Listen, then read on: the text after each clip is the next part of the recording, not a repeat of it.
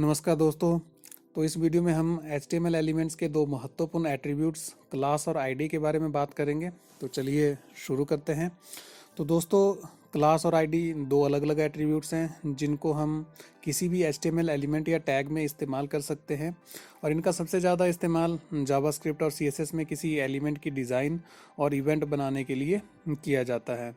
तो इन एट्रीब्यूट का इस्तेमाल करके हम किसी HTML एलिमेंट को एक आइडेंटिटी देते हैं, ताकि जब भी हम इसकी डिज़ाइनिंग करें तो दूसरे सेम एलिमेंट पे इसका कोई भी इफेक्ट ना पड़े। तो दोस्तों, पहले बात करते हैं क्लास एट्रीब्यूट की। तो क्लास एट्रीब्यूट का यूज़ करके हम एक ही स्टाइल को मल्टीपल जगह पर यूज कर सकते हैं। तो एक div एलिमेंट ले लेते हैं।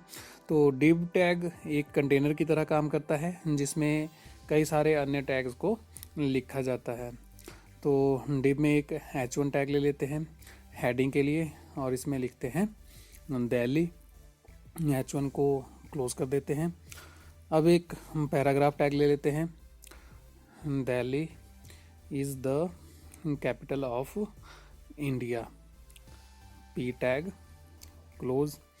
अब डिवीज़न एलिमेंट में हम क्लास एट्रीब्यूट का यूज़ करेंगे। क्लास, इसमें कुछ नाम लिख देते हैं जैसे सिटी।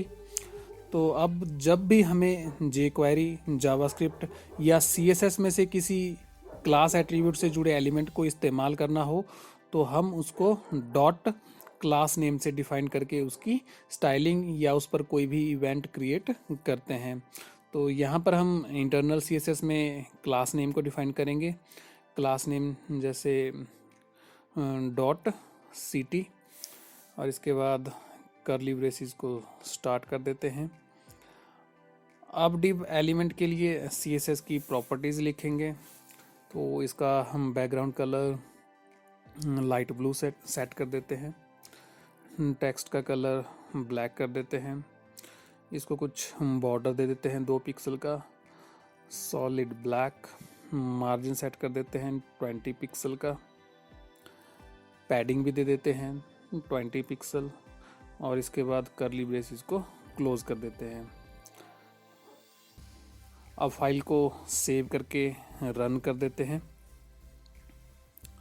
ये देखिए, तो div एलिमेंट में CSS अप्लाई हो गई है इस तरह से। ये देखिए। तो अब एक नेक्स्ट div ले लेते हैं। इसमें h1 में पेरिस, इसके बाद p टैग में Paris is the capital of France, p tag close. div को भी क्लोज कर देते हैं। अगर इसमें भी सेम CSS अप्लाई करनी है तो div के अंदर क्लास और यही ऊपर वाला ही नाम देंगे सिटी। आप पेज को रिफ्रेश कर देते हैं तो ये देखिए सेम डिज़ाइनिंग हो गई है, तो दोनों div एलिमेंट्स की। तो इसी तरह से आप और भी एलिमेंट्स में इस क्लास नेम को यूज़ करके सेम डिज़ाइन अप्लाई कर सकते हैं।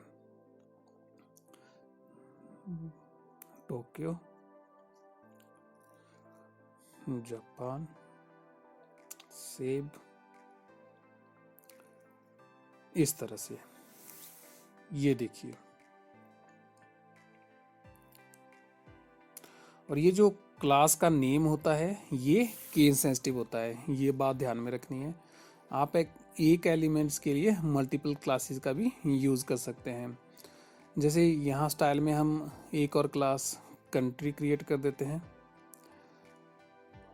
इसमें टेक्स्ट अलाइन सेंटर कर देते हैं, और इस क्लास को यहाँ पर दूसरी क्लास के साथ यूज़ करते हैं। आप स्पेस देकर यहाँ पे और भी क्लासेस को लिख सकते हैं। अब ये वाला div टैग दो क्लासेस सिटी और कंट्री से CSS प्रॉपर्टीज़ प्राप्त करेगा। तो पेज को रिफ्रेश कर देते हैं। ये देखिए, पहले div टैग का टेक्स्ट सेंटर अलाइन हो गया है। तो अब इसके बाद बात करते हैं आईडी एट्रीब्यूट की। तो क्लास एट्रीब्यूट की तरह ही आईडी एट्रीब्यूट भी होता है किसी भी HTML एलिमेंट को यूनिक आईडी देने के लिए हम आईडी एट्रीब्यूट का इस्तेमाल करते हैं। HTML टैग की आईडी एट्रीब्यूट की वैल्यू पूरे HTML डॉक्यूमेंट में यूनिक होती है। क्लास एट्रीब्यूट की तरह ही आईडी एट्रीब्यूट का इस्तेमाल जावास्क्रिप्ट और CSS में किसी एलिमेंट की डिज़ाइन और इवेंट क्रिएट करने के लिए किया जाता है। आईडी एट्रीब्यूट को CSS में हमेशा हैश द्वारा डिफाइन किया जाता है। तो ऊपर से हम एक डिव को कॉपी कर लेते हैं, इसकी क्लास को हटा देते हैं। यहाँ पर अब आईडी को डिफाइन करते हैं, इसमें वैल्यू दे देते हैं जैसे माई सिटी। अब इसको हैश लगा के एक्सेस करेंगे। कर्ली ब्रेसेस स्टार्ट, इसका background colour light green set कर देते हैं, टेक्स्ट का कलर रेड कर देते हैं, बॉर्डर भी दे देते हैं 2 पिक्सल का सॉलिड ब्लैक, वैसे ही मार्जिन 20 पिक्सल का, padding 20 pixel, curly braces close. अब पेज को रिफ्रेश कर देते हैं, तो ये देखिए इस तरह से।